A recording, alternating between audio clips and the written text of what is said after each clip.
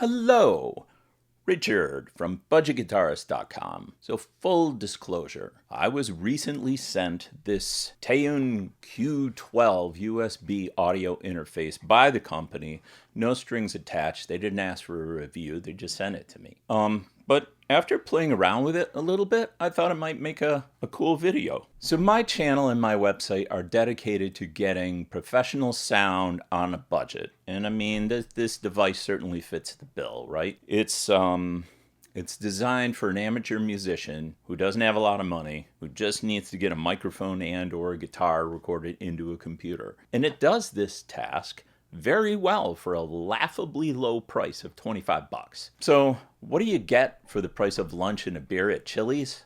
Well, you get 2 inputs, you get 2 outputs, you get separate output with a separate volume knob for headphones. Channel 1 here can handle a 1/4-inch input or an XLR, from a microphone, or an 1/8-inch input from a lapel mic. Nice touch. And you have phantom power also on channels 1 and 2 for 25 bucks. Channel 2 has the same 1/4-inch input and XLR input, but it's got a 10 dB boost for guitar if you want to use that. And that would be probably if you have like single coils. That's what that would be for.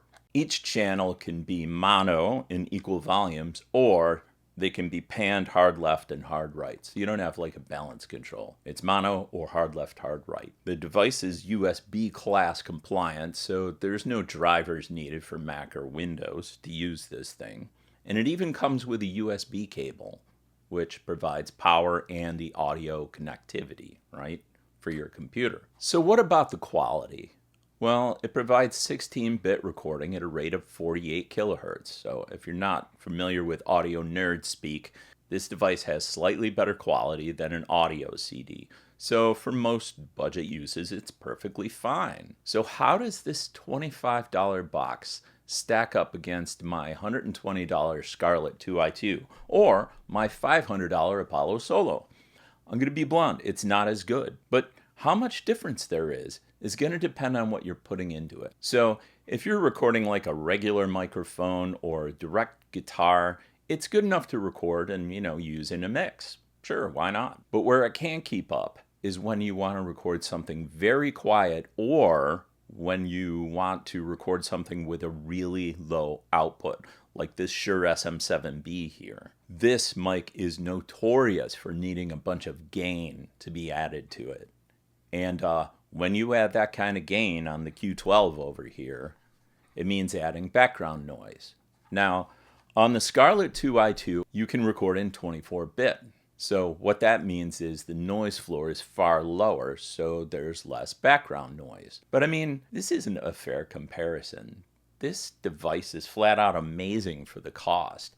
And I think it's a cheap way to get into recording if you don't have a lot of money. I think it's a good purchase. So, by the way, how do they manage to make something like this for 25 bucks? Well, number 1, it's made in China. Number 2, it's made from inexpensive components, no doubt. And number 3, the case is plastic, right? So if you drop this on a hard sidewalk, it's probably going to shatter. But it wasn't really designed for that. It was designed to sit next to your computer for like home recording or recording a podcast. And for what it does with phantom power and the gains and the boost for guitar, all this stuff, again, I would just say it's like a magic trick, 25 bucks. Would I recommend that you hold on to your money and save up and get like a Scarlett 2i2 for like 120 bucks? Here's what I would say.